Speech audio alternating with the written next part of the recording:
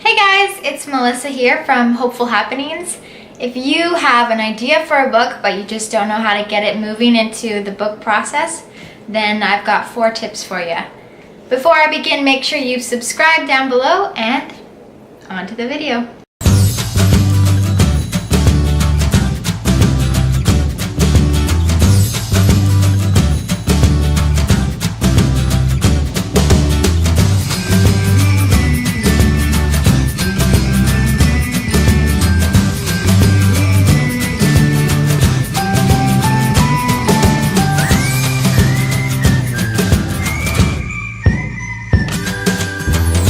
Okay, so let's imagine you have an idea for a book, and that's pretty much all you've got is this idea. Maybe you've seen a couple scenes in your head, you've imagined a character, but you don't know how to bring that idea into a book.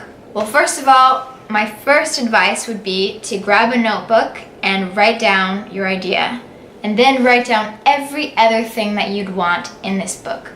So if I have an idea about a vampire and I imagined a scene of him and a girl at a water fountain, I don't know, then that's something I would want to write in my notes. All the scenes I think of when I think of my book, all of the characters, maybe I don't have a specific scene, maybe I just want action. So I'll put action down. Anything that you can think of, put that down in a notebook. And then you're going to move on to step 2. So step 2 would be that you have some homework. The homework is read. Read, read, read, read, read. I am going to suggest that you read a lot of books that are about writing. And also, once you've written down your idea, you should be able to grasp what kind of genre this book will be. And so my second suggestion would be to read books in the same genre of your potential book. I have read quite a few books about writing, but my favorite by far is the Elements of Fiction writing books.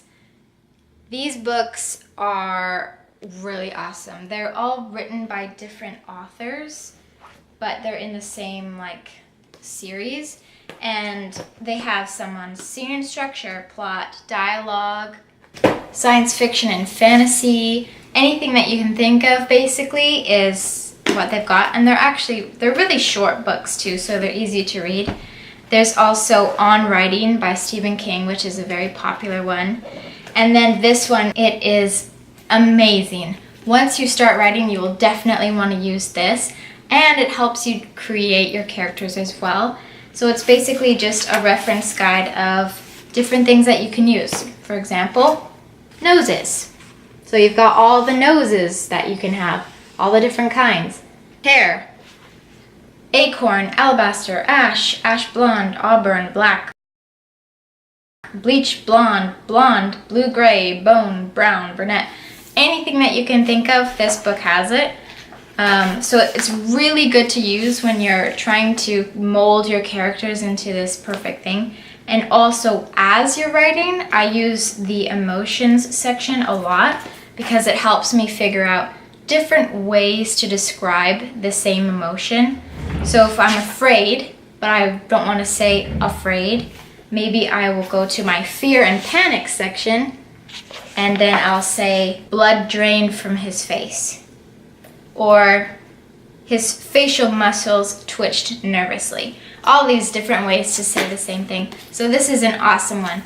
So this is what I would use for constructing my plot and my scenes. And this is what I would use for constructing my characters.